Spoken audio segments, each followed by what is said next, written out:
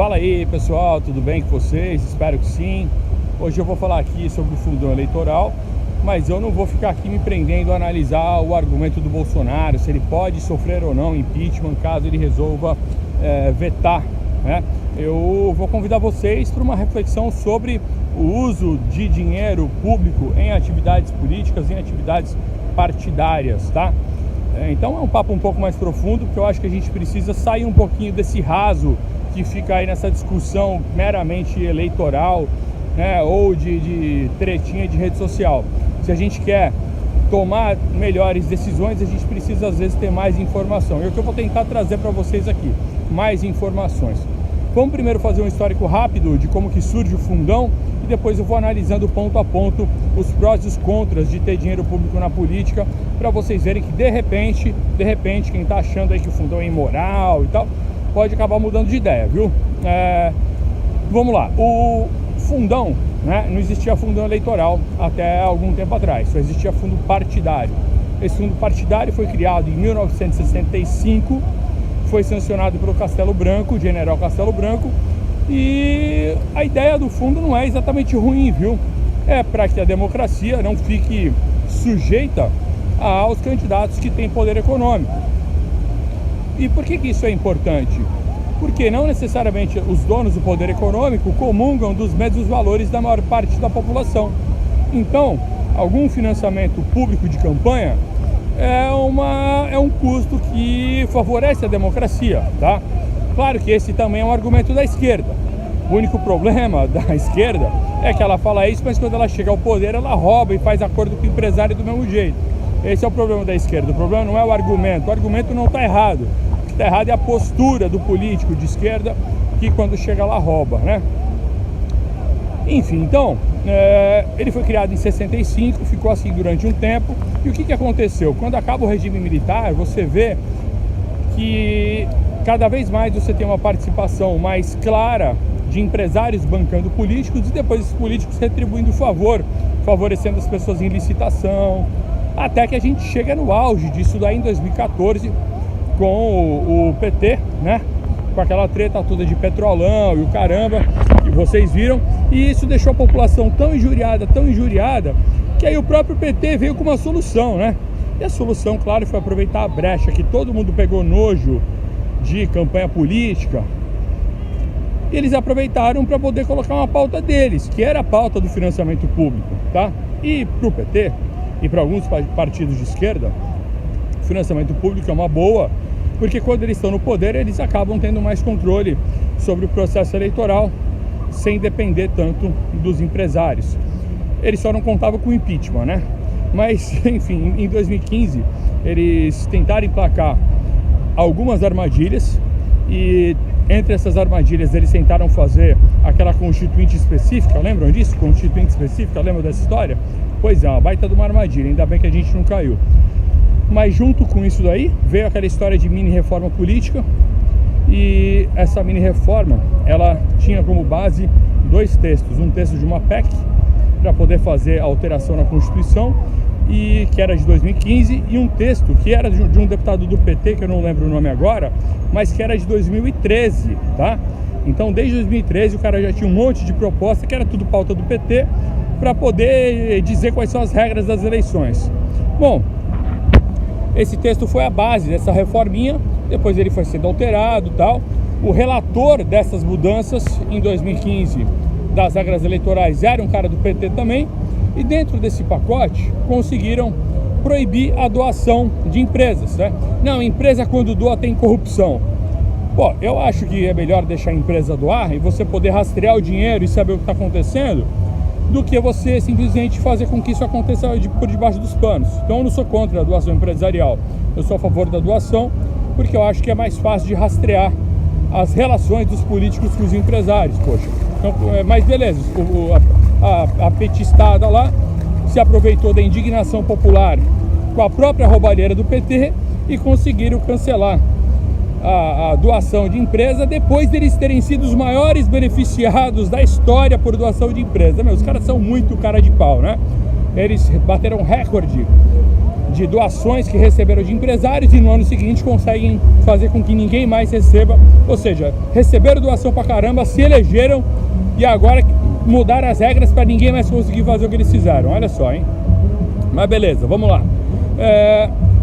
Essa pequena mudança na legislação eleitoral teve que ser regulamentada em 2017 para poder valer para 2018. E aí, como não podia mais ter doação de empresa e mais de 70% dos gastos de campanha vinham de empresas, o que aconteceu? Não tinha grana para fazer campanha e essa foi uma boa desculpa para a grande maioria dos deputados aprovarem o tal do fundo eleitoral, porque não existia, só existia fundo partidário. Então o fundo partidário foi reduzido e eles criaram o fundo eleitoral, específico para a campanha, que em 2018 foi de 1,7 bilhão, tá? Uma verdade, gente, que a gente não pode se omitir, é que campanha no Brasil é cara, porque o Brasil é grande, tem um território enorme, o sistema eleitoral é caro, em especial para você fazer a eleição de deputado é muito caro, mas de vereador e prefeito não fica muito atrás, você precisa falar com muita gente, né? Fazer uma campanha grande às vezes, e você precisa de profissionais te ajudando, enfim, não é barato, né? Fazer campanha nesse sistema. Então, enquanto o sistema não mudar, é caro, essa é a realidade. A internet abriu uma porta para as campanhas serem mais baratas, mas isso está começando, né? As campanhas vão baratear mais ainda com o passar do tempo. Agora, elas ainda são caras. Não é todo mundo que consegue fazer campanha barata. Enfim, então fizeram lá em 2018 1,7 bilhão de fundo eleitoral. Algumas pessoas já não precisaram usar. O Luiz Felipe de Orleans e Bragança, que eu votei, não precisou usar. O Bolsonaro também não precisou usar. Outros candidatos não precisaram usar. Legal, é um bom começo. Mas não dá pra gente esperar que todos os bons candidatos obrigatoriamente não precisem usar. Por quê? Porque as campanhas são caras e nem todo mundo consegue bancar do próprio bolso ou fazer como o Bolsonaro, que fez a campanha mais de presidente vencedora, mais barata da história. Bom, o que acontece? Chega agora, a gente tem essa condição aí, onde o brasileiro está cansado de ver dinheiro público na mão de político. A própria campanha de 2018 explorou muito essa retórica mais liberal, de que não se pode tocar em dinheiro público, imposto é roubo, teve um monte disso daí na campanha e isso fez sucesso. E por que fez sucesso? Porque a gente está cansado de ver políticos usando mal nosso dinheiro. Então, quando a galera cai nessas balelas liberais de que não pode ter nada público, não pode tocar em dinheiro público, eu não recrimino, porque de fato o histórico que a gente tem, de político mexendo em dinheiro público é péssimo. Então eu não recrimino que as pessoas fiquem reféns desse tipo de retórica. Só que agora isso aí cobra seu preço, porque isso foi tão explorado em 2018 que agora que o Bolsonaro vai estar em vias de sancionar o fundo eleitoral, no valor de 2 bilhões, as pessoas estranham. Vamos lá falar rapidinho então do Bolsonaro. Já entenderam como chegamos até aqui? O caso do Bolsonaro é o seguinte: a Câmara já aprovou, só falta ele sancionar. Se ele não sancionar, a Câmara vai derrubar o veto. Então, qual é a vantagem dele vetar? Me expliquem. As pessoas falam como se caso ele vetasse, esse gasto não ia acontecer. Não vai acontecer isso. Se ele vetar, ele apenas vai criar uma má relação dele com a Câmara. E quem lucra com a má relação dele com a Câmara são justamente esse pessoal aí que se veste de direita, essa galerinha mais liberal, isentona, que é uma galera que quer mais que o Bolsonaro se estrepe para que eles se tornem os únicos adversários da esquerda em 2022.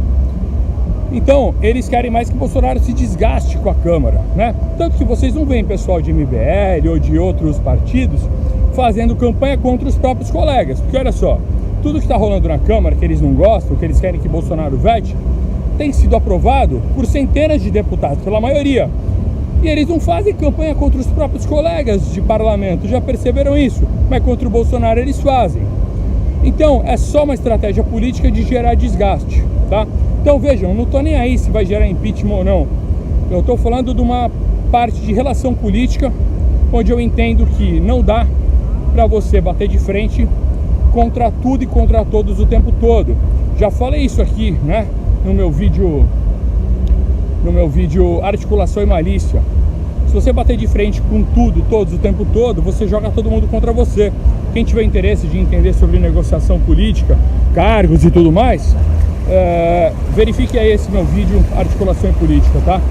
Mas enfim, gente, o fato é que o Bolsonaro não ganha nada, tá? Vetando o negócio, ele só gera uma má relação com a Câmara e o dinheiro vai ser gasto do mesmo jeito que os caras vão derrubar o veto. Então, mesmo que não dê impeachment, ele com essa má relação vai ficar se desgastando, vai ter mais dificuldade de aprovar outros projetos que são do interesse do Brasil e o governo dele vai ter menos sucesso, que é tudo que essa direitinha liberal aí, isentona, esses isentões querem, a chamada também de New Left, né? Eu até entendo que eles são anti-esquerda, mas no fundo as medidas deles sempre abrem a porta para a esquerda. Pode ver que essa galera toda já existia antes e nunca ganharam uma eleição. Quem ganhou a eleição foi Bolsonaro. Todos eles antes viviam aí o mais perto da direita que eles chegaram foi apoiar Tucano. Nunca foi além disso, nunca. Tá? Então são pessoas que no fundo, entendem muito de trairagem e entendem pouco de estratégia eleitoral. Tanto que estão tomando o pau do PT há todos esses anos. Entenderam isso? Então a realidade mostra quem eles são. Bom, e o que eu acho, eu pessoalmente, do dinheiro público usado em campanha? Vamos lá. Imagine agora que você não tenha o fundão eleitoral. Imagina, não tem fundo eleitoral, acaba com isso. Vamos supor que fosse possível. Sabe o que vai acontecer? Você vai ter novamente a situação que os militares tentaram acabar, que é a eleição ficando refém somente do poder econômico. Só que quem tem poder econômico hoje? São os capitalistas, os direitistas? Não. Os mega capitalistas hoje bancam a esquerda, caramba.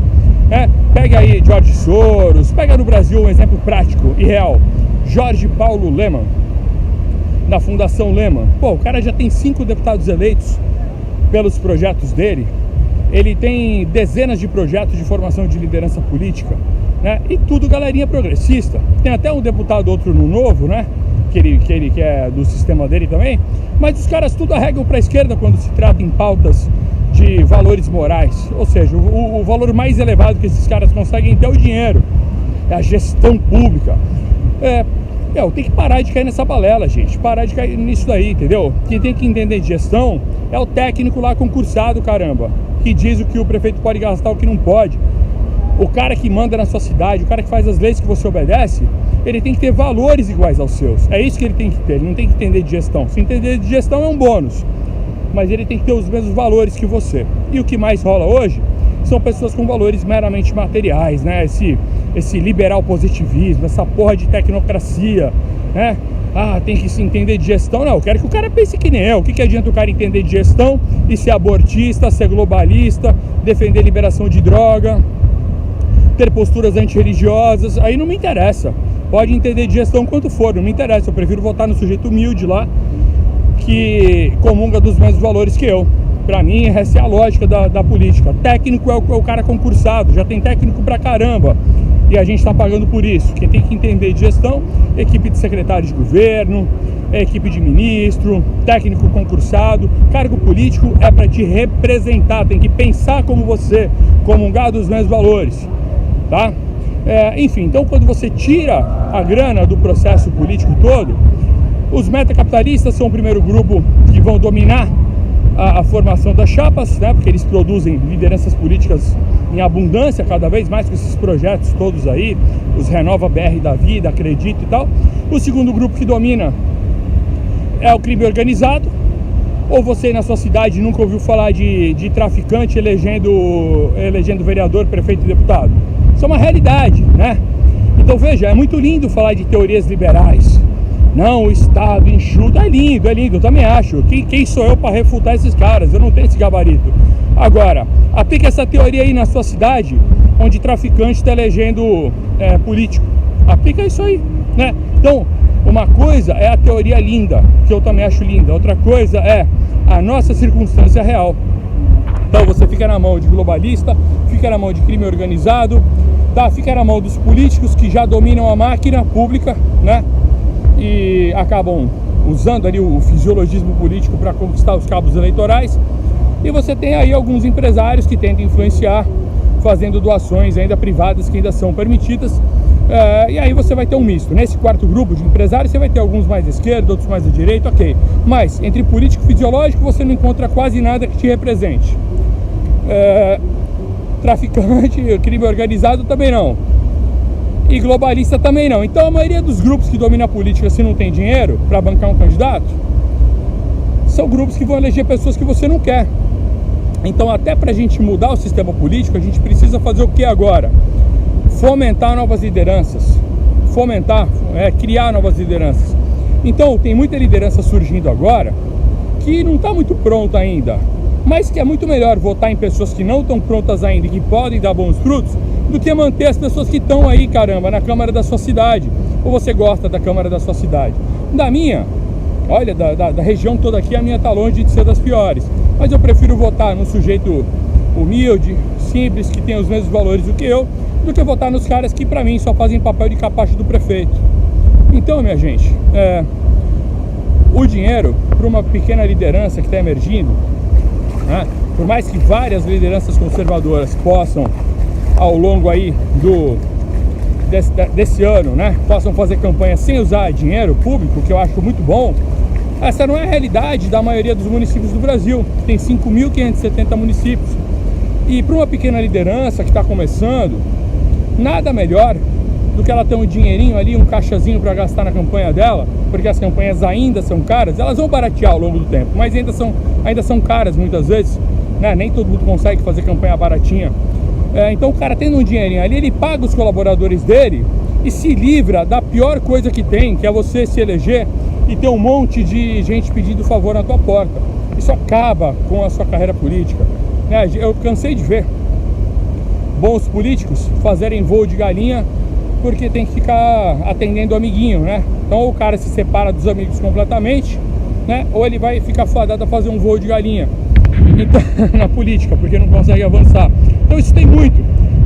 Então assim, por mais que eu ache que o ideal é ter o mínimo de dinheiro público na política, essa ainda é uma circunstância hoje onde eu acho que o fundo eleitoral, neste momento aqui, depois de todas essas regras que eu expliquei para vocês, eu entendo que nesse momento ainda é melhor ter o fundo eleitoral do que não ter, tá? Para a gente mudar isso aí, a gente precisa eleger políticos conservadores que comunguem dos mesmos valores do que nós, e aí a gente vai substituindo esses caras que a gente não gosta por outros que a gente gosta, e aos poucos, devagarinho, daqui a 4, 8, 10 anos, a gente começa a fazer alterações na lei cada vez melhores, né? Deixando o sistema legal que a gente obedece cada vez mais do jeito que nós acreditamos que tem que ser. Porque se a gente fizer agora a barreira econômica, não, eu só voto em quem consegue bancar a própria campanha. Tá bom, você vai reduzir o número de lideranças que pensam como você, e quem vai continuar fazendo as leis são as pessoas que não pensam como você. Entendeu? Qual é a vantagem disso? Eu não vejo vantagem nenhuma. Eu acho que esse filtro liberal aí de tocou em dinheiro público, é um pecado mortal, eu acho uma forçação de barra, né? Por mais que em teoria eu concorde em grande parte, na prática eu sempre acho que as teorias liberais precisam da prudência conservadora na hora de fazer a aplicação, tá? Bom, pessoal, acho que o vídeo tá longo já, né? Por hora é isso aí, esse assunto dá pano pra manga pra caramba. Se eu lembrar de mais coisas, depois eu gravo outro pra vocês, tá bom? Um forte abraço, tá? E nunca se esqueçam, político você escolhe o político que pensa como você, o político que te representa, que tem os mesmos valores que você, tá? Cargo técnico, isso aí tem funcionário pra caramba que você já paga com dinheiro público.